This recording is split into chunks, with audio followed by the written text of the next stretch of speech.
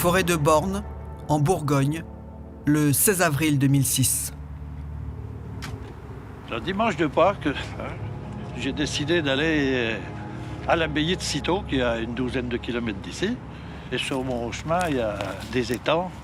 J'ai l'habitude de venir regarder les oiseaux des plans d'eau. Et juste devant le premier étang, sur un buisson, je vois un portefeuille. Alors, j'ouvre ce portefeuille. Je vois le nom d'une dame que je ne connais pas. Je dis, cette dame, elle doit être très inquiète. Et je vois un papier au pied du buisson. Une carte d'identité.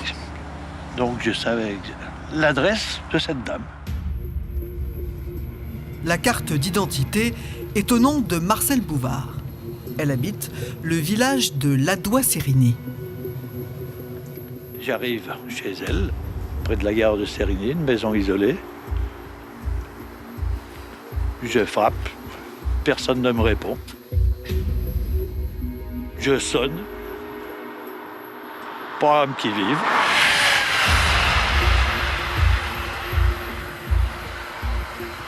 J'ai dit, bon, maintenant, j'ai plus qu'une chose à faire, c'est aller à la gendarmerie de Beaune pour déposer l'objet de mes trouvailles.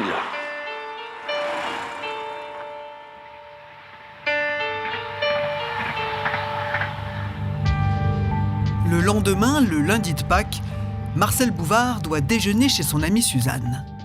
Elle m'avait dit qu'elle prenait Odette, Madame de Mitra, et elle me dit, mais tu sais, ça te fait rien, on ira de bonne heure. Oh, ben je lui ai dit oui. Moi, ça m'est égal. Je m'arrange en conséquence. Avant de partir, elle m'avait dit qu'elle me téléphonerait. J'ai vu qu'elle ne téléphonait pas. Oh, ben j'ai appelé 2-3 fois. Oh, ben je dis ma foi. À Marcelle, elle est déjà partie à la messe, puis elle a oublié. Puis c'est tout. Je téléphone. Le téléphone sonnait occupé.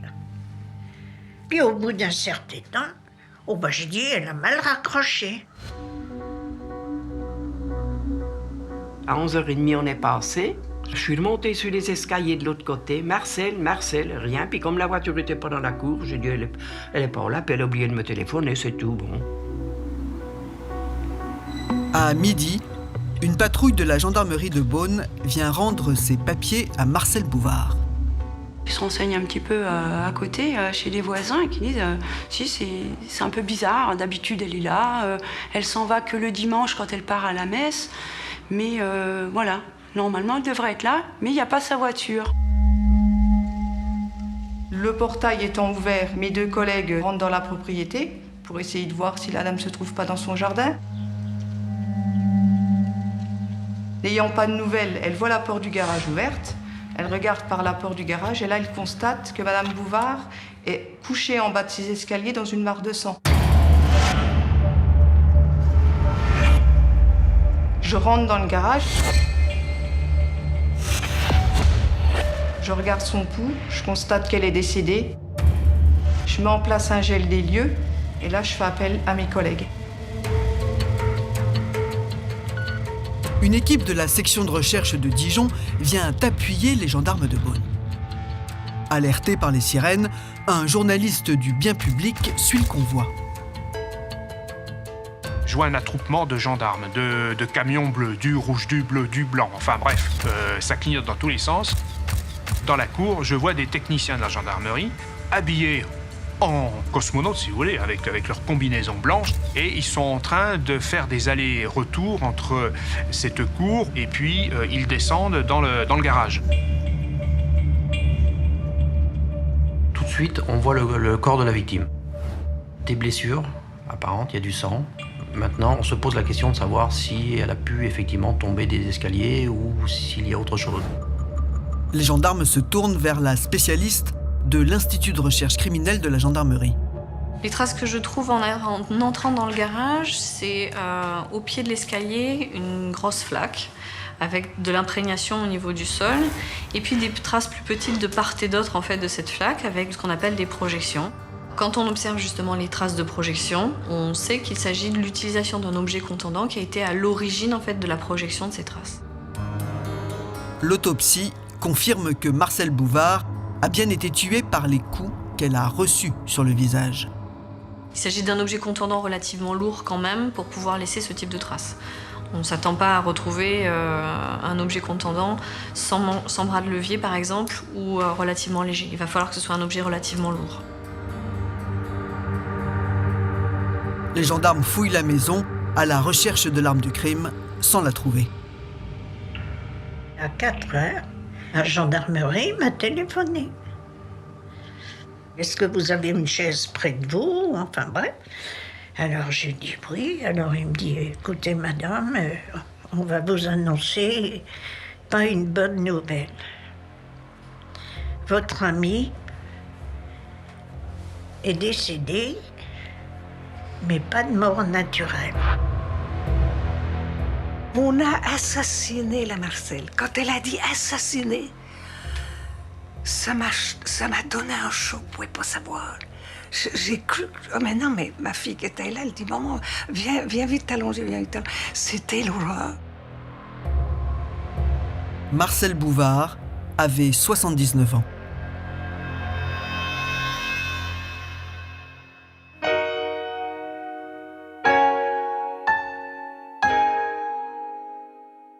Aimé Vitnez, vous avez été le maire de Ladois-Sérigny. Est-ce que vous connaissiez bien Marcel Bouvard? Je connaissais très bien Madame Bouvard. C'était une femme très chaleureuse, qui discutait pas mal, qui avait souvent des petites anecdotes à raconter. Donc, autrement dit, c'était une femme très bien. Elle participait à des activités Elle participait avec son mari, puisque son mari était appelé souvent à des manifestations du village. Donc elle participait. Et c'était vraiment un couple qui était bien intégré. D'autant que lui, il était natif du village. Elle était veuve depuis combien de temps? Eh bien, le mari est mort en 2002, elle en 2006, donc elle a été pendant 4 ans. Quoi. Et elle vivait comment depuis la mort de son mari? Une fois qu'elle a été veuve, sa situation a changé, quoi.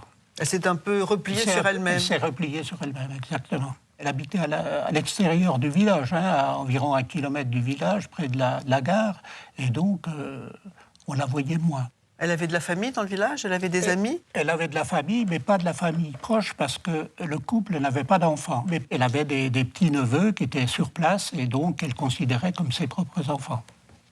En temps normal, votre village est plutôt tranquille? En temps normal, le village est tranquille, et lorsqu'est arrivé le crime, vraiment toute la population a été surprise, et ça a jeté un froid. Chacun se demandait si ça allait pas recommencer, et les personnes âgées se cloîtraient dans leur maison, surtout notamment les 3-4 personnes qui habitaient près de la gare, et qui elles, c'est des personnes qui vivent seules, âgées, donc qui avaient très peur, quoi.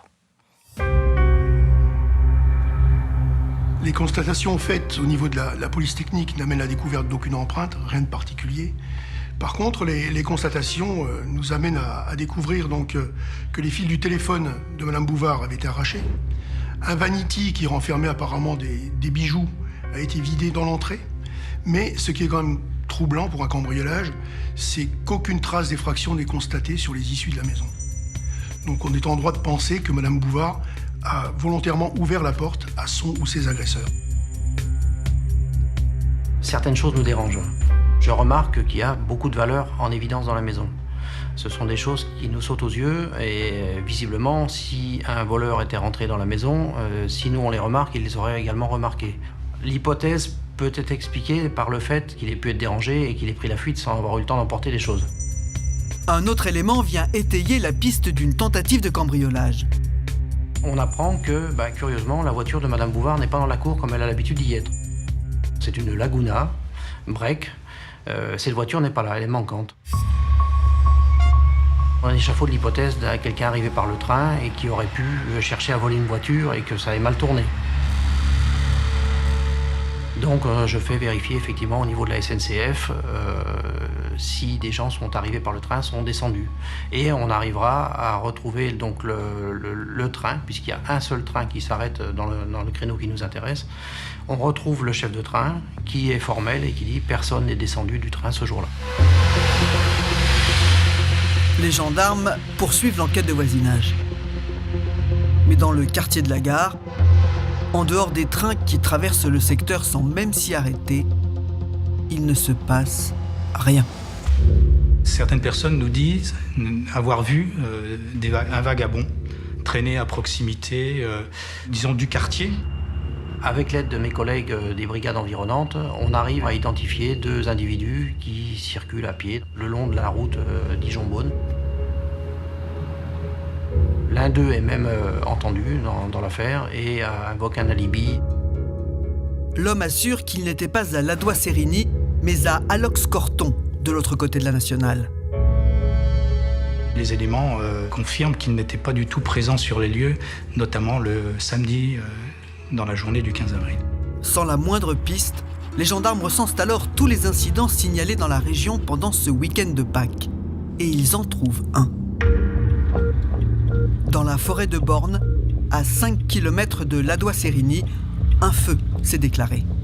Et donc j'ai des collègues de la brigade territoriale qui découvrent un véhicule dépourvu de plaques et dont, au premier abord, il n'est pas identifiable. On a une Laguna brûlée, calcinée entièrement. Il reste vraiment que la carcasse de la voiture. Mais les investigations sur les numéros de série et sur le numéro moteur nous amènent à effectivement identifier la voiture de Madame Bouvard.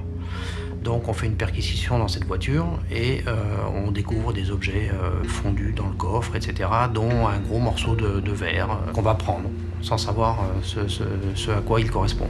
Cette voiture brûlée permet aux gendarmes de déterminer l'heure à laquelle Marcel Bouvard a été tué.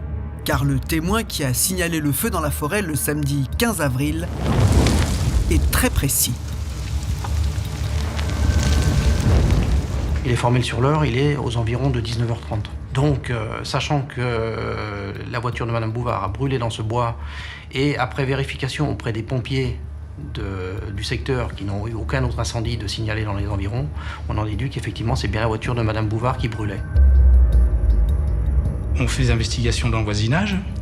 Dans un premier temps, son voisin direct nous dit avoir vu le samedi, donc 2 jours avant la découverte du cadavre, Madame Bouvard dans son jardin vers 18h30. Donc on a un créneau horaire qui se situe entre 18h20, l'heure où elle est vue vivante, et 19h30, l'heure où brûle la voiture.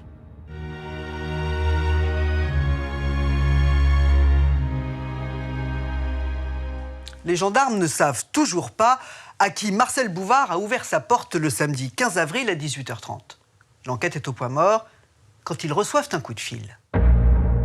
Ce coup de fil, c'est celui du mari de la petite nièce de Marcel Bouvard, celle que tout le monde appelle sa petite fille. Il a reçu un étrange SMS. C'est un matin, je me lève, je descends, je me fais un café, et puis c'était toujours dans l'ordre des choses, je me fais un café, puis je m'allume mon téléphone pour me reconnecter à la vie. Là, je reçois un message, textuellement marqué « On sait que c'est toi ». C'est un numéro 06, donc c'était pas un numéro de mon répertoire, donc c'était pas quelqu'un que je connaissais. Il s'est présenté à la gendarmerie, nous avons procédé donc à l'audition de ce monsieur et fait donc des investigations. On a été auditionné le même jour avec ma femme, donc on est convoqué à 8h, 8h30 le matin. On est séparés chacun dans un bureau, suffisamment loin pour pas s'entendre.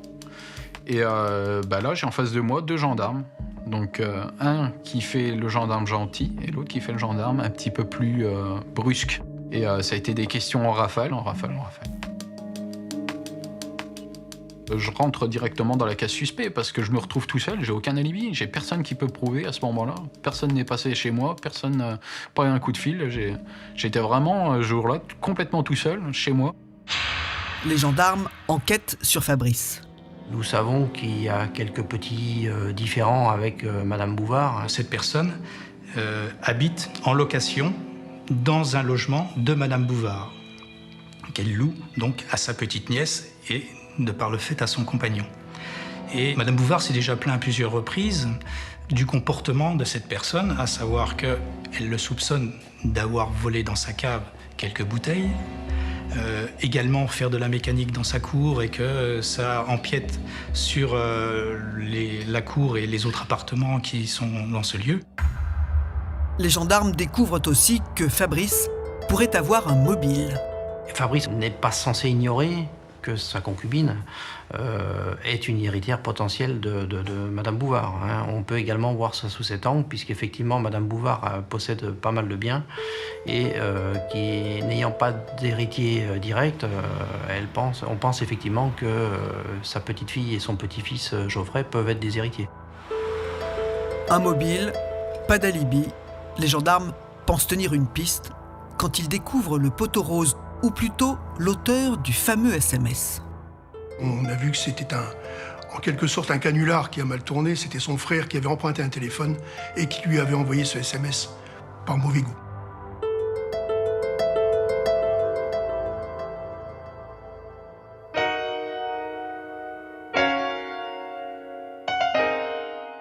Antoine Brugère, vous êtes le juge qui a instruit ce dossier.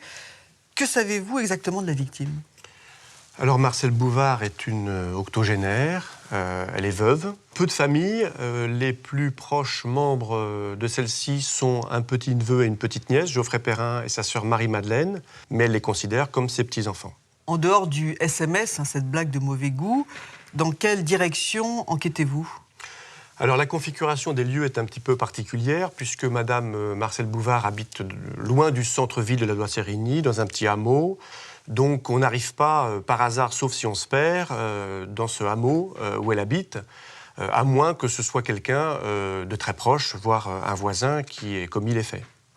Et vous avez un peu le profil du ou des tueurs ? Alors, compte tenu de l'arme contondante qui a pu être utilisée, c'est nécessairement, à notre avis, un jeune homme, ou en tout cas un homme de bonne condition physique, parce que c'est un objet qui est lourd et qui a un certain poids. Par ailleurs, si ce sont des personnes qui sont venues de l'extérieur, ils se sont rapprochés en voiture. L'auteur repart avec la Renault Laguna de Marcel Bouvard. Ils sont donc au moins 2 sur place. Donc vous penchez plutôt vers un familier ou un voisin ? Absolument, et c'est vrai que les constatations sur place d'un véhicule qui a été volé, mais qui a été détruit très rapidement, et qui donc n'a servi quasiment pas aux auteurs des faits, plus un cambriolage qui n'en est pas vraiment un, puisque la maison n'a pas été fouillée, les meubles n'ont pas été visités, il y a juste un vanity de renversé, quelques bijoux de prix.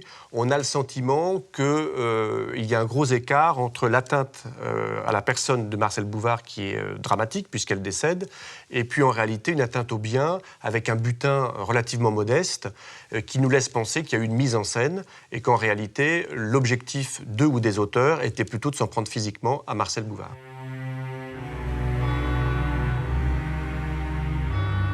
Marcel Bouvard est inhumé le 22 avril 2006. C'était une amie de tout cœur.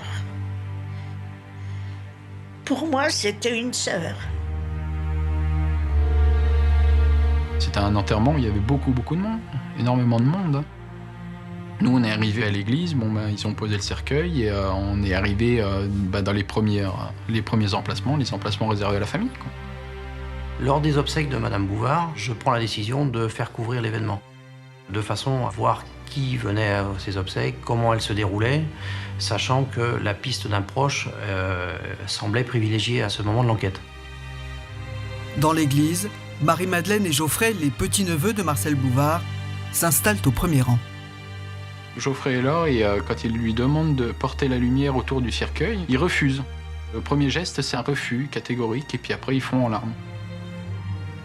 Il était en sanglots, recroquevillé sur lui-même. La famille essayait de le réconforter. Le gamin, il a mis des fleurs sur le cercueil de Madame Bouvard, dessus. Puis il pleurait comme une madeleine. Visiblement, le comportement du petit-neveu Geoffrey a surpris quelques personnes, puisqu'on sait que depuis des années, il n'avait pas de contact avec sa grand-mère, qui disait sa grand-mère, et qui était en fait sa grand-tante. La réponse se trouve peut-être dans l'histoire de la famille. Les gendarmes ont fouillé le passé de Marcel Bouvard. Elle s'est mariée en décembre 1945. Charles Bouvard, son mari, est rapidement devenu quelqu'un d'important dans le village. Madame Bouvard était très fière d'être l'épouse du maire du village. Madame Bouvard était une personne très coquette qui accompagnait son mari dans pratiquement toutes les manifestations. Elle suivait. Ah, elle allait partout. Ah ben, elle allait beaucoup en voyage, elle montait souvent à Paris. Oh, mais non, mais elle était tout le temps avec. Hein. Oh, ben attention, fallait pas le regarder, son mari. Ah non, surtout pas le regarder. C'était fichu, hein. Elle vous en voulait. Marcel se faisait toujours remarquer par une attitude d'enfant gâté, quoi. Jalouse, enfant gâté, qui faisait des caprices. Au fil du temps, le couple Bouvard s'est constitué un patrimoine important. Elle voulait quelque chose, elle y avait. Ses petits appartements, c'est un peu elle qui a insisté parce que Charles, lui, à part la doigt, c'était un gars sensationnel. Mais il y avait une souffrance, c'est que ils auraient voulu avoir un enfant, ils n'ont pas réussi à en avoir un. Alors Marcel élève son neveu, qui était orphelin. On l'appelait le petit Marcel. C'était un garçon gentil. Il était vraiment gentil. Et Marcel, pour lui, c'était sa mère. C'était sa mère. Après, il s'est marié, il a eu 2 enfants, Marie-Madeleine et puis Geoffroy. Et malheureusement, comme il avait un petit penchant pour l'alcool, le couple n'a pas tenu. Le petit Marcel n'a pas accepté ce divorce, il a bu davantage et puis l'accident est arrivé.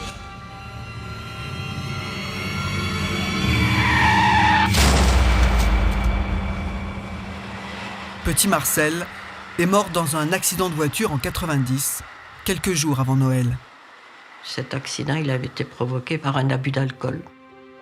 C'était triste pour tout le monde, mais encore plus pour Marcel, parce que elle y était quand même attachée à son petit Marcel.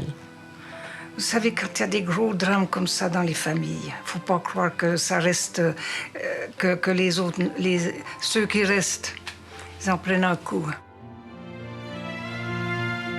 À la mort de Marcel, Daniel, la maman de Geoffrey, et puis Geoffrey se sont davantage écartés de Madame Bouvard. Hein, ça, c'est un fait certain. Donc, se voyant moins, s'appréciant moins, c'est sûr que ça n'a pas resserré les liens. Hein. C'est le petit Marcel qui faisait le lien. Et puis Monsieur Bouvard, ça c'est sûr. Charles meurt en 2002 et Marcel reste seul, vraiment seul.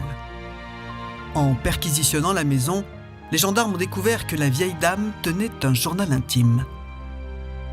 Le journal intime, bien sûr, a été exploité et on constate qu'elle se plaignait un petit peu d'être isolée, d'être écartée de sa famille, de se sentir seule, et y compris de ses petits-enfants, puisqu'elle les appelle ses petits-enfants, Geoffrey et sa sœur, et en se plaignant qu'elle ne les voyait pas souvent.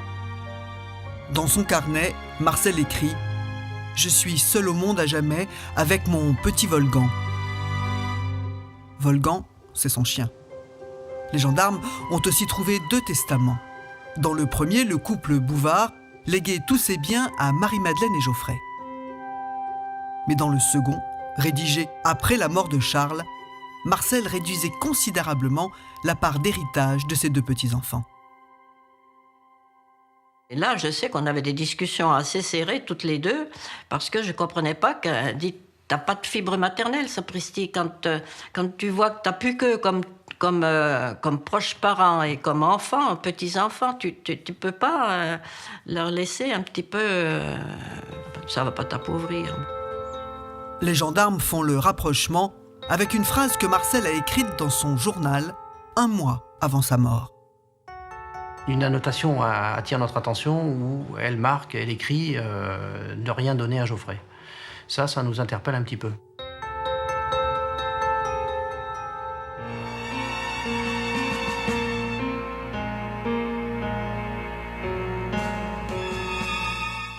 Dominique, elle avait de l'argent, Marcel Bouvard, en fait beaucoup de biens. Oui, elle possédait de l'argent et oui, elle possédait des biens. En tout cas, elle avait un bel héritage. La maison dont elle était propriétaire, à la Doigt-Sirigny, plus 2 autres maisons dans le cœur du village, 2 jolies maisons dont celle qu'habitait Marie-Madeleine. Elle était également propriétaire de 3 résidences secondaires, une maison en Charente-Maritime à Saint-Palais-sur-Mer que son mari et elle avaient baptisée Sassandre, un studio à la Londe-les-Morts dans le Var et une maison dans la Meuse à Châtencourt. Et puis, elle possédait aussi 2 vignobles, un vignoble à Ladois-Sérigny et un autre à Pernon-Vergelès, c'est en Bourgogne également. Et elle avait des comptes en banque ? Oui, elle avait de l'argent sur des comptes en banque. Elle avait plusieurs comptes, mais au total, elle avait 87 000 € en banque. Donc ça fait quand même un bel héritage. Et qui devait hériter alors ? Mais initialement, dans le testament qui est rédigé par Charles Bouvard et Marcel Bouvard, les 2 seuls héritiers sont Geoffrey et sa sœur Marie-Madeleine, qui héritent donc de la totalité des biens et de l'argent qui se trouvent sur les comptes en banque. Mais après la mort de son mari Charles, Marcel Bouvard va écrire un autre testament et elle va rééquilibrer les choses. Donc, c'est ce testament. Elle va rééquilibrer les choses et elle va répartir les biens. Donc, Marie-Madeleine, la sœur de Geoffrey, va hériter de la maison dans laquelle habite Marcel, rue de la Folie. Geoffrey, lui, va hériter d'une des maisons qui se trouve dans le cœur du village. La deuxième maison, les résidences secondaires et l'argent iront du côté de la famille de Marcel, donc à ses neveux et à ses cousins, donc dans sa famille à elle. Mais ce second testament, Geoffrey n'en avait pas connaissance. Les gendarmes convoquent Geoffrey Perrin. On lui demande le 15 avril, à la date des faits, où est-ce qu'il était. Donc il nous dit tout simplement qu'il était chez lui, qu'il n'a pratiquement pas bougé de l'après-midi et que son amie, Lucie, pourra confirmer tout à fait cette audition parce qu'elle est rentrée en fin d'après-midi et elle pourra confirmer sa présence à son domicile. Elle me dit qu'elle est allée à la maternité l'après-midi, voir une de ses amies qui avait accouché, avec un ami qui s'appelle Anthony, qui l'a conduite à Châlons. Au retour, vers 19h, quand elle arrive, Geoffrey est chez lui. Voilà, ils ont passé la soirée ensemble, sans qu'il y ait eu rien de particulier. Les gendarmes chronomètrent. Entre Ladois-Sérigny et Verdun-sur-le-Doubs, il faut plus d'une demi-heure de route. Geoffrey n'aurait donc pas pu commettre le crime, brûler la voiture et arriver à la maison à 19h. Ils vont alors entendre Anthony, le copain qui a accompagné Lucie à la maternité. Anthony nous dit qu'au retour de la maternité, ils ont croisé, donc lui se trouvant avec Lucie, ils ont croisé Geoffrey et Johnny qui circulaient à bord du véhicule de Johnny, une Peugeot 605. Johnny, c'est un ami de Geoffrey. Anthony ne les aime pas beaucoup tous les 2. Anthony nous déclare donc que Johnny et Geoffrey les ont rattrapés et qu'il y a eu une altercation entre lui et Geoffrey. Geoffrey semblait jaloux du fait qu'Anthony ait passé l'après-midi avec sa copine. Les gendarmes entendent à son tour le fameux Johnny. Johnny ne nous a pas parlé de cette altercation. Lucie n'a jamais fait état de cette altercation. Lorsqu'avec mon collègue, nous sommes rentrés dans le véhicule, on s'est regardés tous les 2 et on s'est dit, là, il y a quelque chose. C'est pas normal. Et on a décidé de creuser un petit peu plus l'emploi du temps de Geoffrey. Les réquisitions téléphoniques ont permis de déterminer une chose très intéressante pour l'enquête. C'est que ce samedi 15 avril, aux alentours de 18h30, le téléphone de Geoffrey déclenche une cellule relais implantée sur la commune de Beaune et qui couvre la commune de Ladois-Sérigny, lieu du domicile de Madame Bouvard. Geoffrey a certainement beaucoup plus de choses à nous dire qu'il ne nous a dit.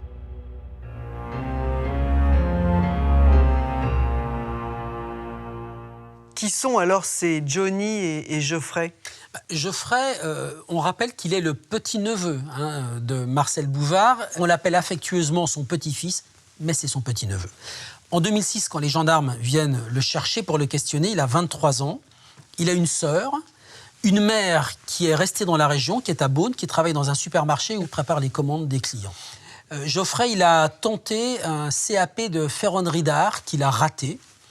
Et il a ensuite fait différents petits boulots. Et en 2006, eh bien, il vient de se faire renvoyer d'une entreprise pour faute. Il est au chômage. Il a une petite fille qu'il a eue d'une précédente union, mais il n'a pas reconnu cette petite fille. Pas avec Lucie, donc. Pas avec Lucie. Donc, quand on vient le chercher, il vit avec Lucie. Tous les 2 sont des gros consommateurs de cannabis. Ils fument une vingtaine de joints par jour.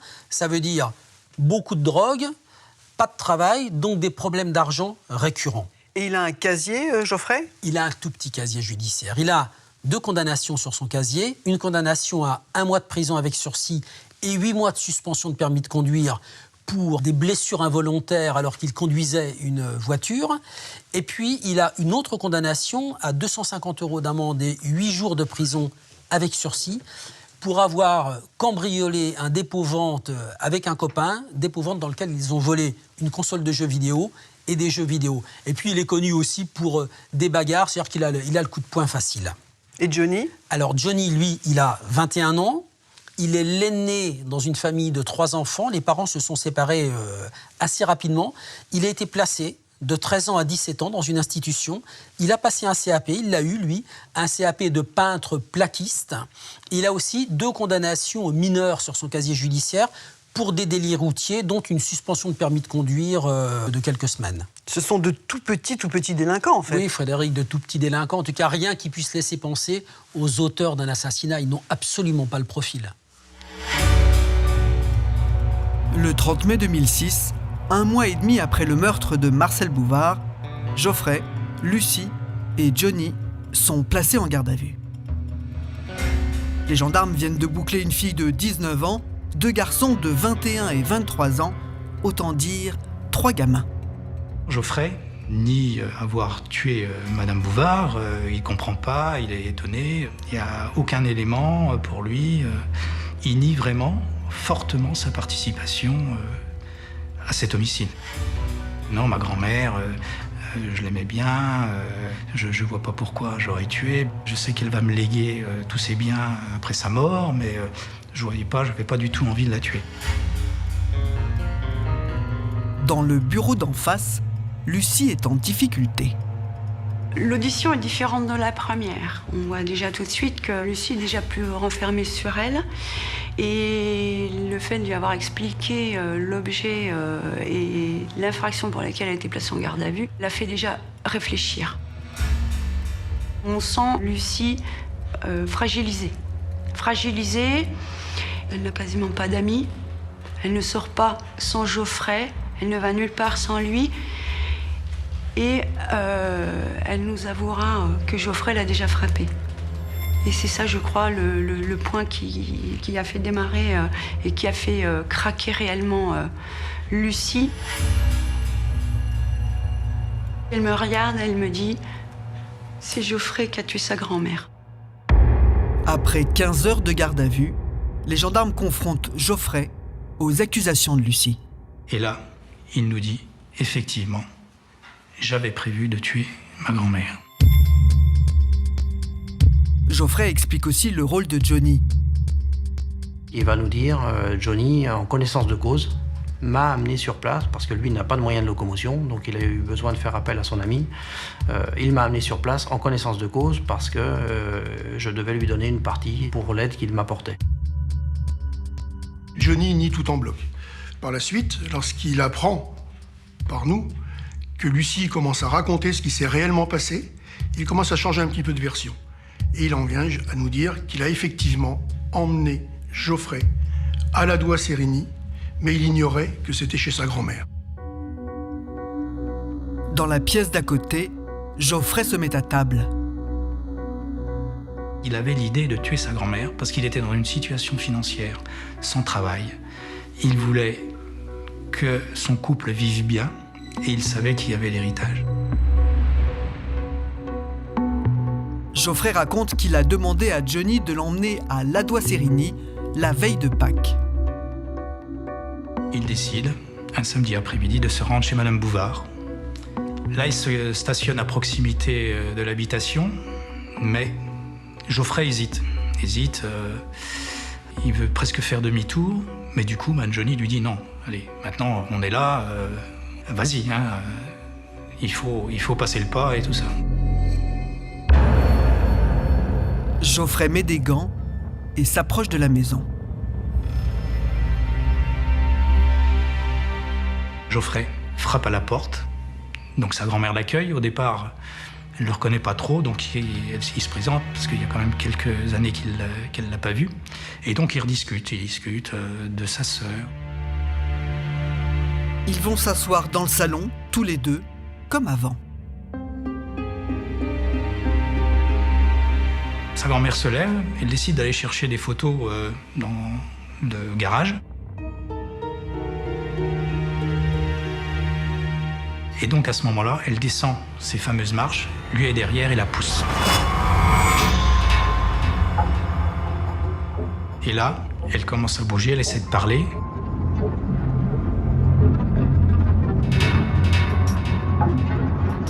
À proximité, il y a une grosse bouteille, genre Magnum ou Jéroboam, et il tape sur sa grand-mère avec ce Jéroboam.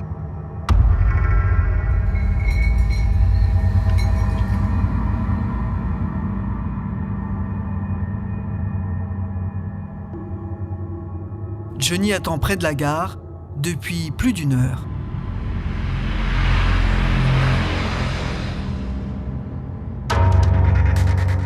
Geoffrey sort précipitamment de la maison, prend la voiture, les clés sont dessus. Pour ne pas laisser de traces, Geoffrey emporte avec lui l'arme du crime. Mais il réfléchit. Il se dit, je vais essayer de faire une simulation de cambriolage. Donc il revient à la maison, coupe les fils du téléphone et fait une simulation de fouille dans la vanity. Et il part avec la voiture de sa grand-mère. Johnny le suit. Il se rend dans un bois. Et là, Geoffrey trouve dans la boîte à gants le portefeuille appartenant à Madame Bouvard. Et il prend l'argent et des timbres qui sont à l'intérieur.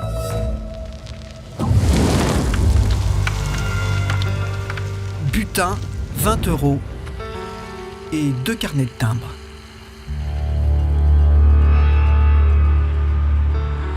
Cette fois, les gendarmes ont toute l'histoire et des aveux. Geoffrey part en prison à la maison d'arrêt de Dijon.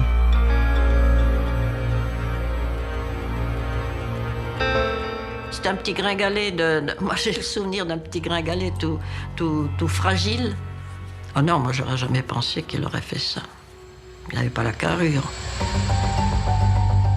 Je n'y croyais pas. Mais bon, il fallait se rendre à l'évidence. Et j'attendais de savoir ce qui avait un petit peu entraîné Geoffrey dans cette spirale de violence par rapport à la personne qu'il considérait quand même comme sa grand-mère.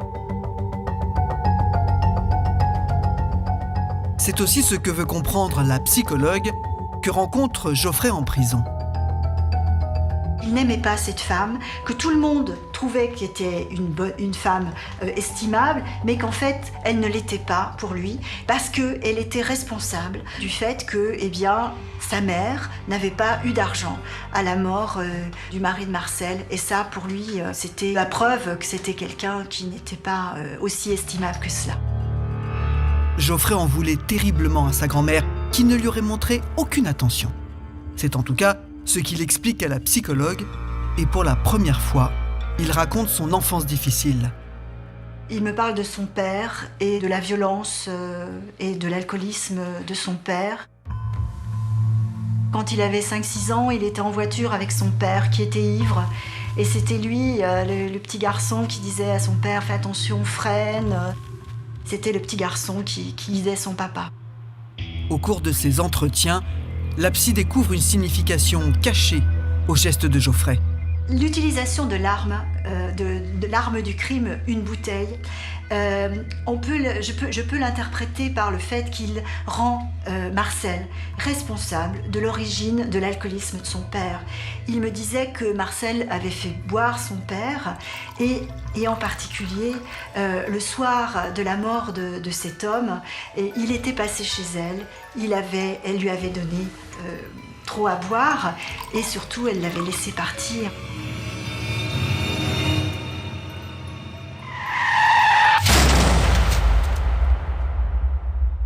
Geoffrey n'a que 8 ans quand son père meurt dans cet accident de voiture. Et ça, pour lui, c'était elle qui était responsable.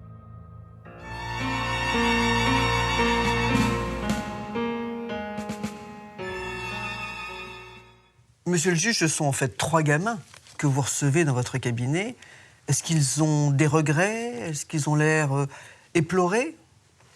Alors, ils sont tous les 3 très immatures, c'est sûr, et d'apparence très, très juvéniles. Geoffrey Perrin va raconter les faits, je dirais, avec une certaine froideur, une certaine distance, mais il commence à percevoir, je dirais, la gravité des faits qui lui sont reprochés et les enjeux du dossier. Et les 2 autres? Alors, Lucie va dire qu'elle fréquente Geoffrey depuis un certain temps, qu'il lui avait fait part de son projet de s'en prendre à sa grand-mère, mais qu'elle n'y croyait pas et qu'elle ne pensait pas qu'il en était capable. Elle est un petit peu sous la coupe de Geoffrey Perrin, qui a un ascendant sur elle. Quant à Johnny, il va avoir une défense argumentée en disant que s'il a conduit à proximité des lieux Geoffrey Perrin, il ne savait pas ce qu'il allait précisément y faire. L'arme du crime est assez insolite. Donc c'est un Jéroboam, une grande bouteille de vin de 3 litres en Bourgogne. Vous l'avez retrouvée? Alors c'est effectivement une arme peu banale. Et cette bouteille est détruite dans l'incendie de la Renault Laguna dans la forêt de la Borne. En fait, c'est le gros morceau de verre qu'on retrouve dans la carcasse de la voiture. Exactement. En détention, Geoffrey explique à la psychologue qu'en fait, il en voulait à sa grand-mère. Il la tenait en fait responsable en partie de la mort de son père. Que pensez-vous de ce mobile? Est-ce qu'il vous en a fait part? Non, c'est quelque chose qui figure effectivement dans l'expertise psychologique. Durant l'instruction et les interrogatoires que je vais mener de Geoffrey Perrin, il va surtout insister sur la galère, comme il la nomme, dans laquelle il se trouve, et la nécessité absolument très importante pour lui d'avoir de l'argent par l'héritage de sa grand-mère qu'il pense faire. Il faut savoir que dans l'expertise psychologique, Geoffrey Perrin va dire d'autres choses qui vont s'avérer inexactes. Il va faire état de maghrébins qui l'auraient sollicité pour intervenir. Quand je vais le réinterroger à ce sujet, il va finalement maintenir ses déclarations initiales et s'impliquer seul dans la commission des faits. Quand il parle de Marcel Bouvard, est-ce qu'il s'exprime avec haine ou ressentiment? Plutôt avec une grande froideur et beaucoup de distance. Jamais il ne va émettre le moindre regret par rapport à ce qu'il a fait, en tout cas dans la phase de l'instruction. Vous décidez d'organiser une reconstitution. Qu'est-ce que vous en attendez? Le premier objectif, c'est de vérifier si les déclarations de Geoffrey Perrin, pour ce qui concerne précisément les faits, sont compatibles avec les constatations médico-légales et les expertises sur les projections de sang. Le deuxième objectif, c'est de voir si la version de Johnny, qui dépose à près de 600 mètres Geoffrey Perrin, est effectivement également possible, compte tenu de la configuration des lieux, et si la description qu'il fait du chemin de terre correspond effectivement à ce qu'on trouve sur place. Près d'1 an après les faits, Geoffrey et Johnny sont de nouveau sur les lieux du crime.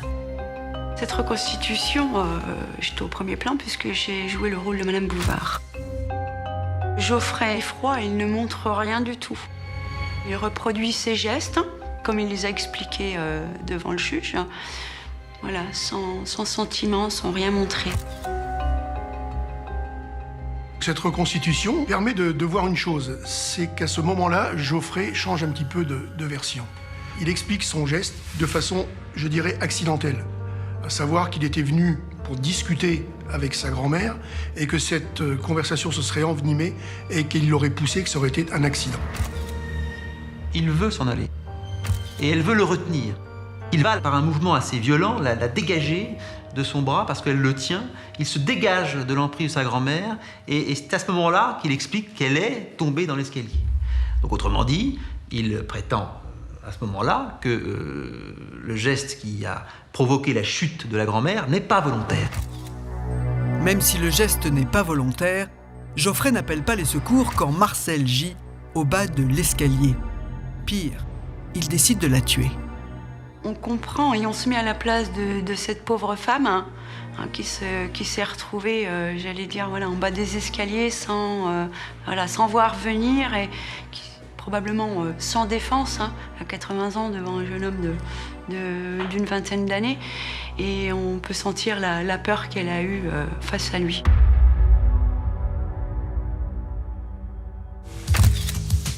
De son côté, Johnny raconte qu'il est resté pendant ce temps-là dans sa voiture, tellement loin de la maison qu'il ne pouvait même pas la voir. C'est vrai, c'est pas parce qu'il voyait pas la maison de Johnny qu'il ne savait pas ce qui allait se passer. Néanmoins, je pense que si Geoffrey avait dit à Johnny accompagne-moi, je vais assassiner ma grand-mère, il est évident que Johnny ne serait jamais venu. Il ne pouvait pas savoir de toute façon que Geoffrey allait assassiner sa grand-mère. Et ce d'autant plus que, selon mon intime conviction, je pense également que Geoffrey, lui, n'allait pas non plus assassiner sa grand-mère et qu'il n'allait pas se rendre là-bas pour l'assassiner.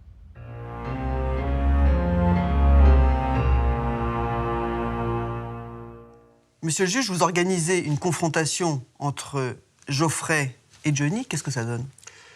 Eh bien, ça ne donne pas grand-chose parce que Geoffrey maintient grosso modo ses déclarations et ses accusations par rapport à Johnny.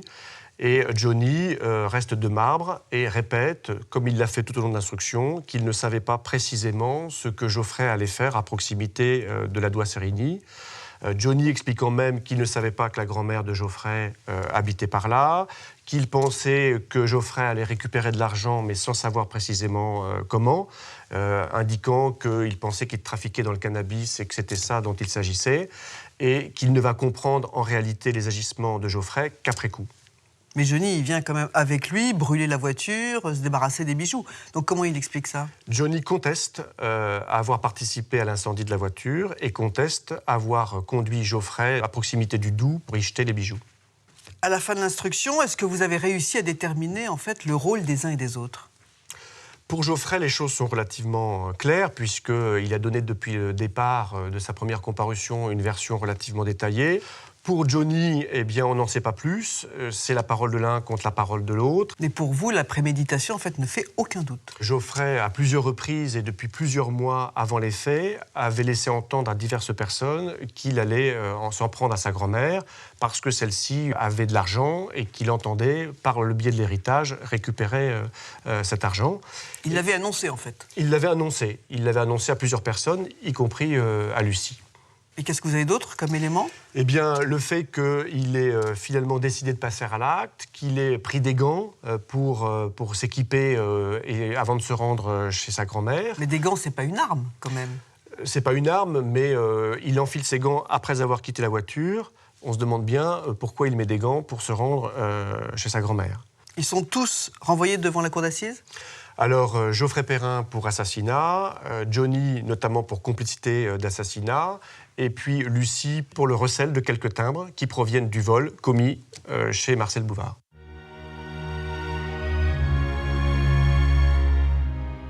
En attendant le procès, Geoffrey reste en prison.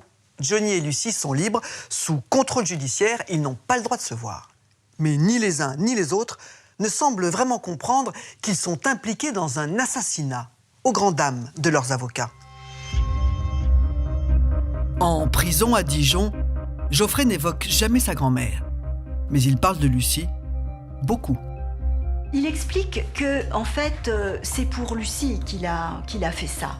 C'est pour la gâter, c'est pour lui amener une autre vie. Et là, il se présente comme vraiment, quelque part, le héros, le chevalier qui va transformer la vie de Lucie. Il m'en parlait beaucoup, il me disait qu'elle lui manquait et qu'il souffrait parce qu'il n'avait simplement qu'une petite photo d'elle dans sa cellule qu'il embrassait et il aurait voulu être en contact avec Lucie. En plein été, Lucie paniquée appelle la gendarmerie. Lucie se manifeste en disant, voilà, j'ai reçu un coup de téléphone d'un individu, un message, disant que Geoffrey est en prison, qu'il est amoureux de moi, qu'il m'aime, qu'il est prêt à s'évader pour me rejoindre, qu'il ne peut pas vivre sans moi.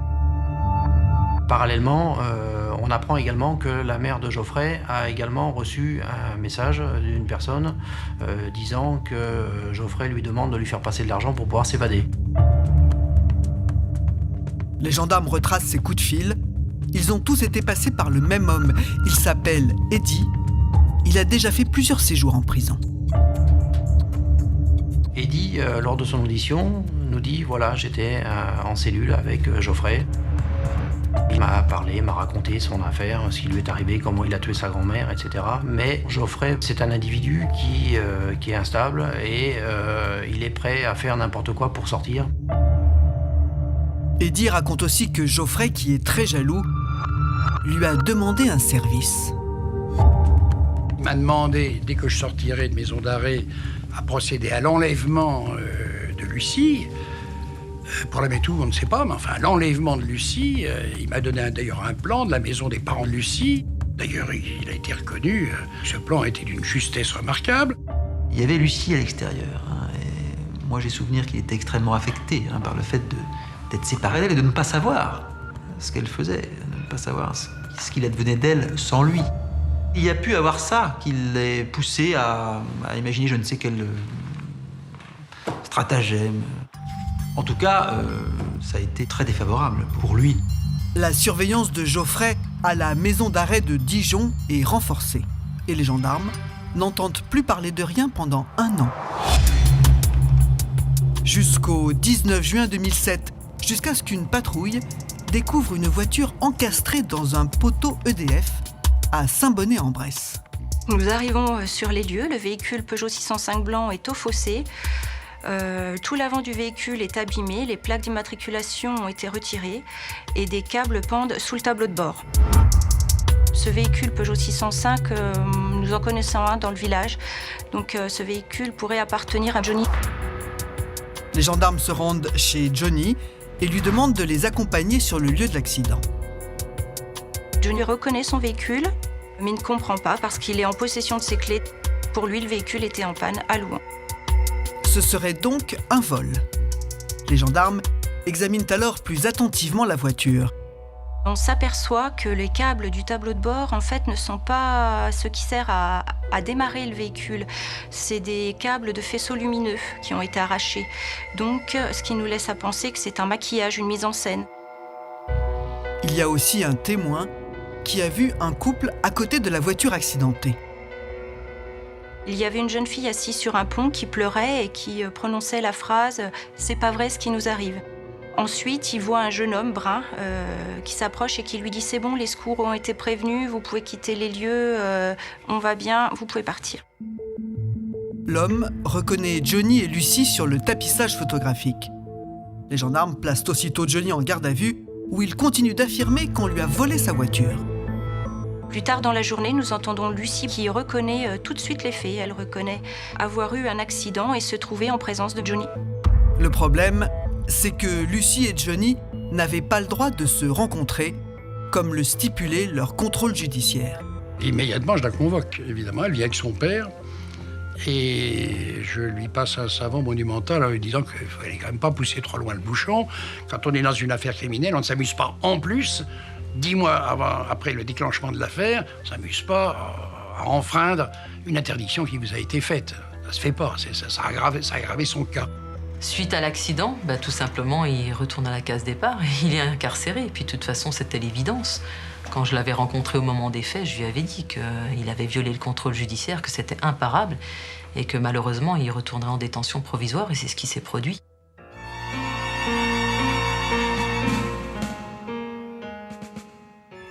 Le procès s'ouvre le 23 juin 2008 à Dijon.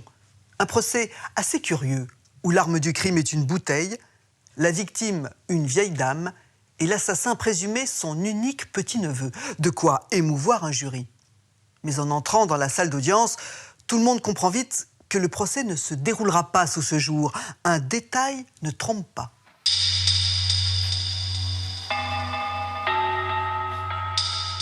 Sur les bancs de la partie civile, personne n'est là pour, en quelque sorte, représenter cette grand-mère. Ni famille, ni avocat, il n'y a personne. Ce banc est vidé. Quand vous regardez les témoignages sur cette femme, notamment de la part de Marie-Madeleine, la sœur de Geoffrey, on dit clairement qu'elle est devenue pénible. Mais elle n'a peut-être pas tort d'être devenue pénible. Elle vit seule. Elle est brouillée avec beaucoup de gens. Elle se méfie de tout le monde car elle a l'impression qu'on essaye de l'exploiter. Effectivement, quand elle regarde les gens, elle a toujours l'impression de voir des dollars dans les yeux, si vous voulez. On l'appelle grand-mère, mais c'est une fausse grand-mère. Et comme elle n'est pas idiote, elle sait très bien que c'est un lien de parenté gentil, sympathique à l'américaine, mais qui ne recouvre absolument pas la réalité. Marcel Bouvard n'était pas une mamie gâteau. La défense comprend vite que sa personnalité ne va pas alourdir le dossier des accusés. Mais elle doit surmonter encore d'autres obstacles. Celui de la préméditation, Geoffrey a-t-il préparé le crime? Celui des complicités, Johnny l'a-t-il aidé? Et quel a été le rôle de Lucie? Les jurés ont 5 jours pour se forger une conviction. Ils sont quand même 3 dans le box des accusés, donc il va falloir aussi se batailler contre 2 autres personnes dont on ne sait pas ce qu'elles vont dire et comment elles vont se positionner, puisque de toute façon, on va charger la barque du voisin pour alléger la sienne. Moi, mon problème, c'est la préméditation. Il est bien évident que c'est Geoffrey qui a tué sa grand-mère.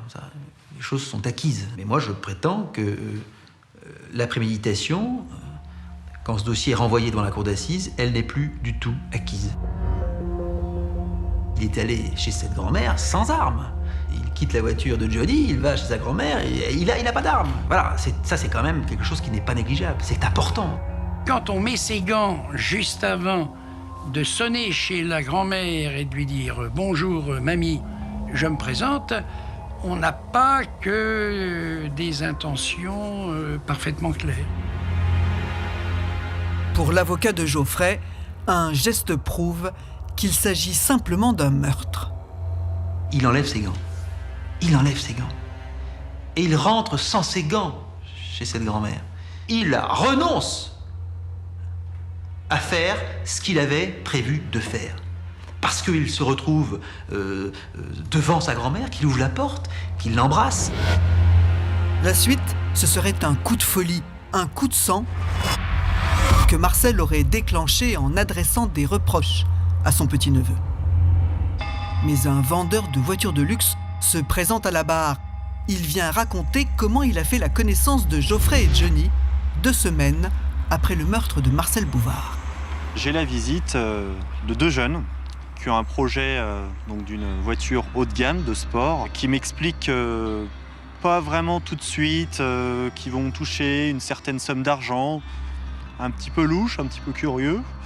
Ils s'orientent sur un modèle haut de gamme de sport, véhicule relativement cher dans la gamme, aux alentours des 70 000 € déjà à l'époque. Et au fil de la discussion, je comprends qu'il y a un héritage qui est attendu. Le témoignage du concessionnaire est terrible. Est terrible. C'est évidemment un élément à charge du dossier considérable, s'agissant de la préméditation.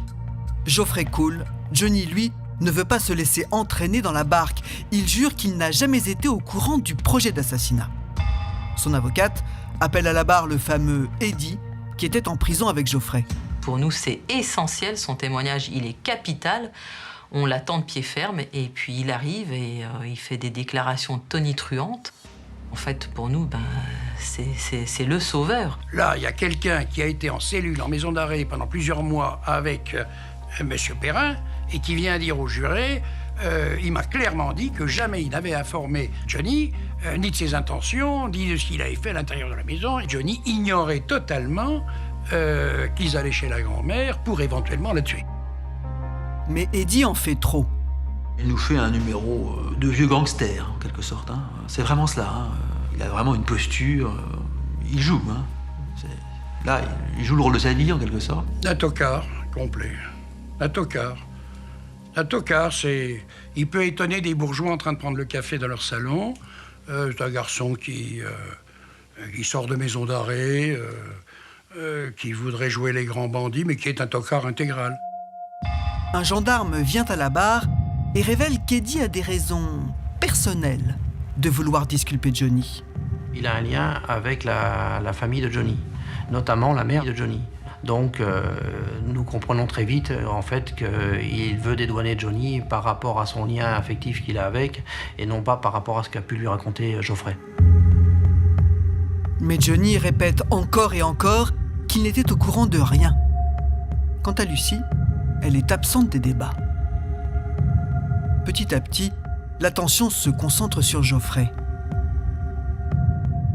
Geoffrey se retrouve avec le procès tout entier sur le dos, évidemment. Mais c'est logique. C'est-à-dire que bon, le dossier ne plaide pas du tout en sa faveur.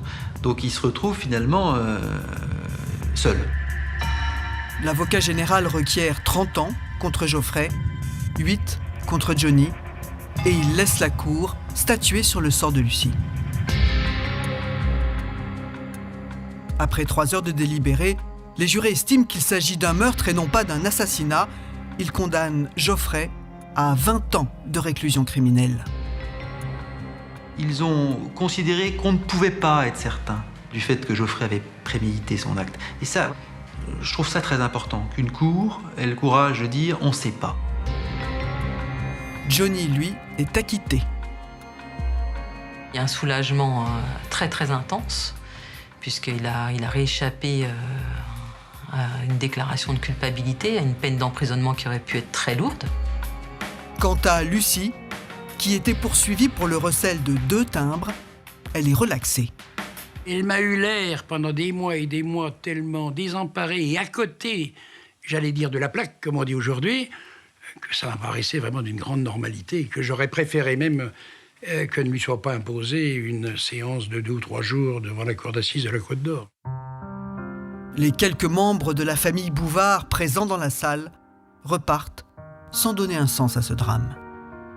Ça n'est ni queue ni tête, cette histoire-là. C'est simplement... il a fait exploser sa rancœur, c'est tout. La rancœur contre la grand-mère qui voulait... qui n'était pas... qui n'aimait pas. Il l'aimait pas, ça c'est sûr.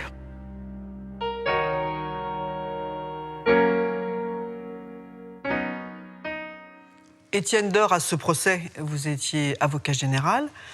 Sur le banc des parties civiles, il n'y a personne pour parler de Marcel Bouvard, personne pour la représenter. Alors qui l'a fait ? J'ai estimé que c'était mon devoir de rappeler un peu la mémoire de la victime et j'avais de mémoire réussi à retrouver une 15aine de témoignages que j'ai cités en partie, bien sûr, pendant mon réquisitoire. Parce que cela m'avait un peu choqué quand même. Parce qu'elle avait quand même beaucoup de biens. Donc il y a des gens qui allaient hériter de ces biens. Alors ce que je n'ai pu m'empêcher de penser, c'est que la maison et les vignes n'étaient pas perdues pour tout le monde. Et que j'ai pensé que les personnes qui allaient en hériter ou qui en avaient hérité auraient pu, par mémoire de leurs parentes, se constituer partie civile. Et comment vous avez pu la décrire alors de manière un peu positive ? J'ai fait appel à ses amis qui disaient que c'était quand même une personne de très bonne compagnie, assez chaleureuse. Bon, mais manifestement, entre elle et ses petits-neveux, le courant ne passait plus. Pourquoi vos réquisitions n'ont-elles pas été suivies ? Je peux vous dire que la préméditation est une chose qui n'est jamais aisée à établir auprès d'un jury. Mais pourquoi êtes-vous persuadé à ce point-là qu'il y a eu préméditation ? Alors moi je pense qu'il y a eu préméditation parce que d'une part, Geoffrey était en pleine galère et il se confiait à son entourage qu'il en avait assez, qu'il savait que sa grand-mère avait de l'argent. Et puis le fait qu'ensuite, 15 jours après, avec son ami, ils vont dans un garage pour faire des démarches pour acheter un cabriolet de luxe. Mais donc ça c'est après la mort ? Oui, mais ce sont des sentiments qui l'ont habité avant. C'était mon sentiment. Bon, je n'ai pas été suivi puisque, d'une part, vis-à-vis de Geoffrey, la cour d'assises de Côte d'Or n'a pas retenu la préméditation et Johnny a été acquitté. Mais nous avons fait appel que contre Geoffrey. Très honnêtement, l'acquittement de Johnny ne me choquait pas. Je pensais qu'il fallait que ce soit jugé. Les jurés ont estimé qu'il n'était pas coupable. Bon, je crois qu'il ne fallait surtout pas s'acharner contre lui. Et Lucie ? Alors Lucie, que l'on poursuivait pour le recel de 2 timbres-poste, bon, je préfère pas en dire davantage, mais étant tenu à une obligation de réserve, j'avais immédiatement abandonné les poursuites et j'avais dit aux jurés que je ne voyais même pas ce qu'elle faisait devant une cour d'assises.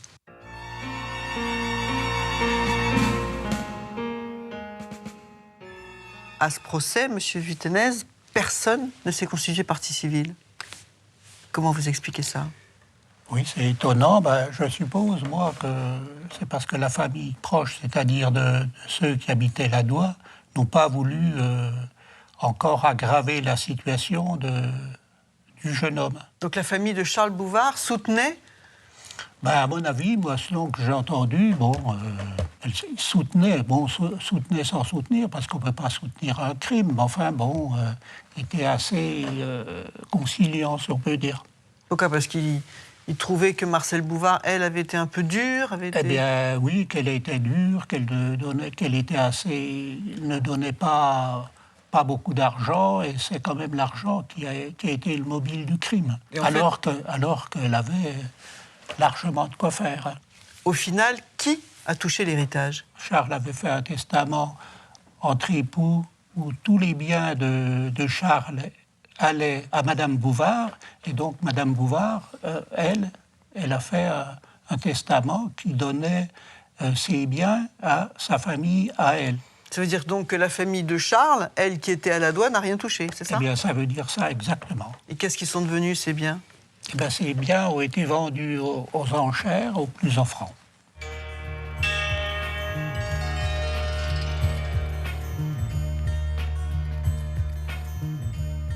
Lors du procès en appel en septembre 2009 à Chalon-sur-Saône, la préméditation a été retenue. Geoffrey a été condamné à 25 ans, dont 15 ans de sûreté.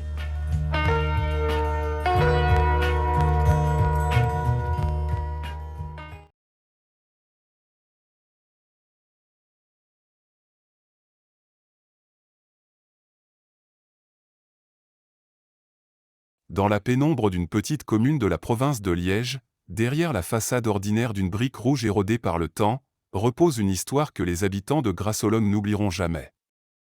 Ce qui ressemblait à un foyer modeste et sans histoire cachait en réalité un huis clos d'une gravité inouïe. La vérité, lorsqu'elle a finalement éclaté au grand jour, a ébranlé toute une région et laissé les enquêteurs face à l'une des affaires les plus sombres de la chronique judiciaire belge. Les premiers soupçons ont germé de manière presque invisible, enfouis sous le quotidien d'un quartier paisible où chacun prenait soin de ne pas se mêler des affaires d'autrui.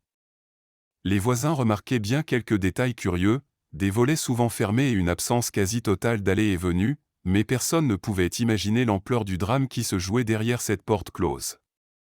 Les enfants du couple étaient rarement vus à l'extérieur, et les quelques interactions aperçues depuis la rue semblaient étrangement distantes et froides.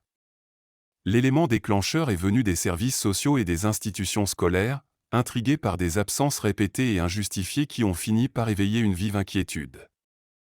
Au fil des semaines, les alertes se sont accumulées auprès des autorités compétentes, dessinant le portrait d'une famille coupée du monde, vivant en marge de toutes les normes sociales. La machine administrative, souvent décriée pour sa lourdeur, a progressivement commencé à resserrer son étau autour du domicile de Grassolone. Lorsque les forces de l'ordre ont finalement reçu le mandat d'amener pour inspecter les lieux, rien ne les préparait à la vision qui allait s'offrir à eux. L'atmosphère à l'intérieur de l'habitation était lourde, presque irrespirable, empreinte d'une odeur d'abandon et d'un silence pesant.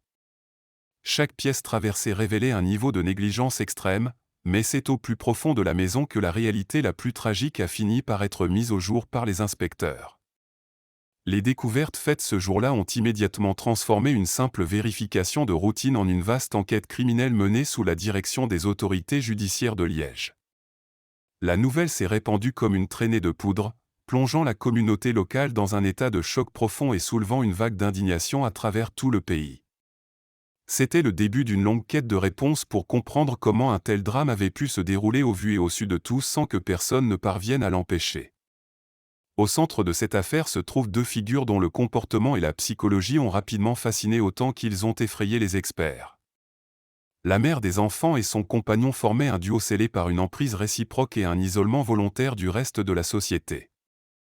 Au fil des interrogatoires, les enquêteurs ont découvert une dynamique familiale toxique, basée sur l'autorité absolue, le secret et une méfiance permanente envers le monde extérieur. Les investigations ont révélé que le couple fonctionnait en vase clos, coupant progressivement tous les ponts avec les membres de la famille élargie et les rares amis d'autrefois. Cette rupture délibérée avec l'entourage visait à instaurer un contrôle total sur le quotidien de la maison, à l'abri des regards indiscrets et de tout jugement extérieur.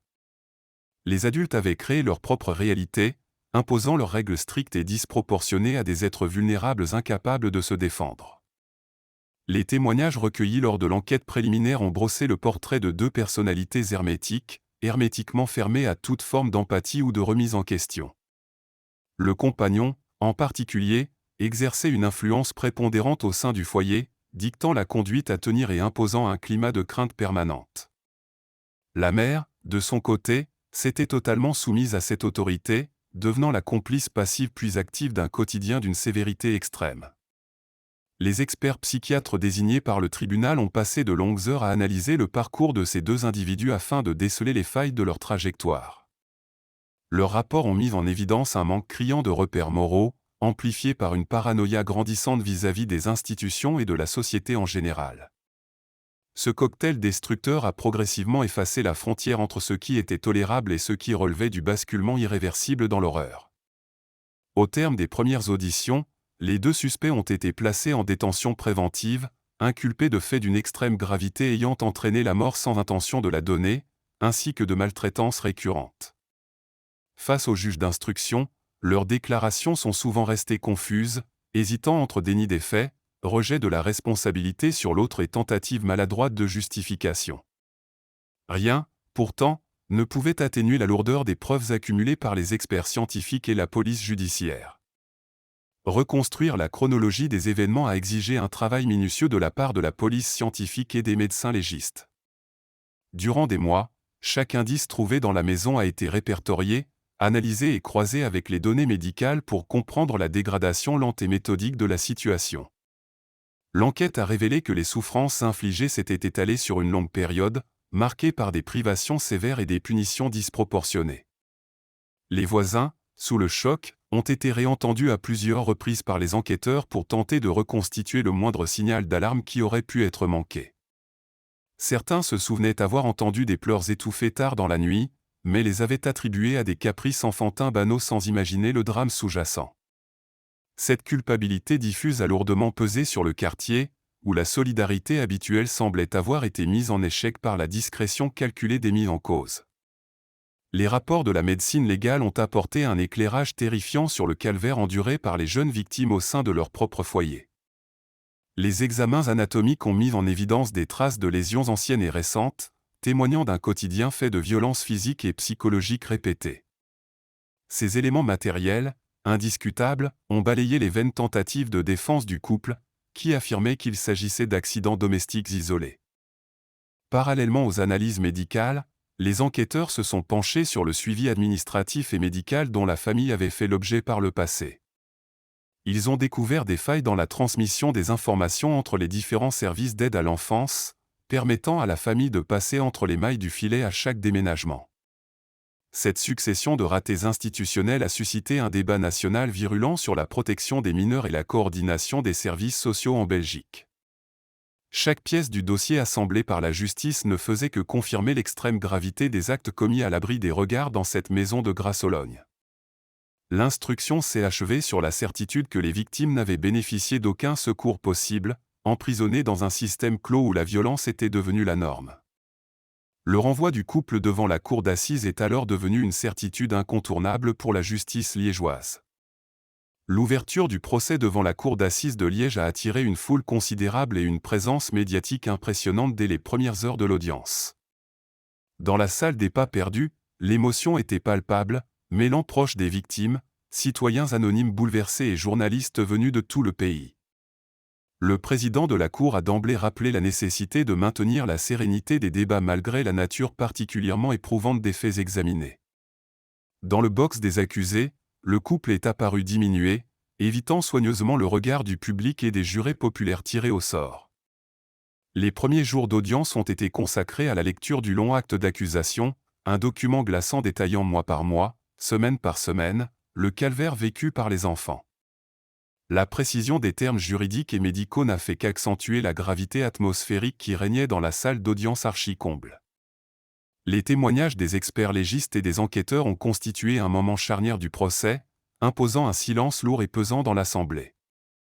À l'aide de présentations factuelles, ils ont exposé l'enchaînement des faits ayant conduit au dénouement tragique, démontrant la responsabilité directe des deux accusés dans l'issue fatale. Face à ces révélations implacables, les accusés se sont murés dans un silence pesant ou ont répondu par des murmures inaudibles, incapables d'assumer leurs actes. Les plaidoiries des parties civiles ont donné une voix aux victimes oubliées, rappelant avec force l'innocence brisée et l'obligation morale de faire pleinement justice. Les avocats ont dénoncé la lâcheté des bourreaux et l'absence totale de remords sincères constatée tout au long des débats. Leurs interventions poignantes ont profondément marqué les jurés, visiblement éprouvés par la dureté des détails apportés au cours des semaines de débats passionnés. De leur côté, les avocats de la défense ont tenté de faire valoir les altérations du comportement, le parcours d'enfance chaotique des accusés et la spirale d'isolement qui les avait entraînés. Ils ont appelé la Cour à ne pas céder à la seule émotion populaire et à juger les faits avec la distance nécessaire, sans pour autant chercher à dédouaner leurs clients de l'horreur des actes commis. Mais les arguments de la défense ont pesé bien peu face à l'énormité des souffrances infligées. Après de longues heures de délibération au terme d'un procès éprouvant, les jurés sont revenus en salle pour rendre leur verdict au nom du peuple belge. Le couple a été reconnu coupable de l'ensemble des chefs d'accusation, sans qu'aucune circonstance atténuante majeure ne soit retenue en leur faveur. Les peines prononcées par la Cour ont été à la hauteur de la gravité exceptionnelle des crimes commis, scellant le destin judiciaire des deux accusés pour de très nombreuses années.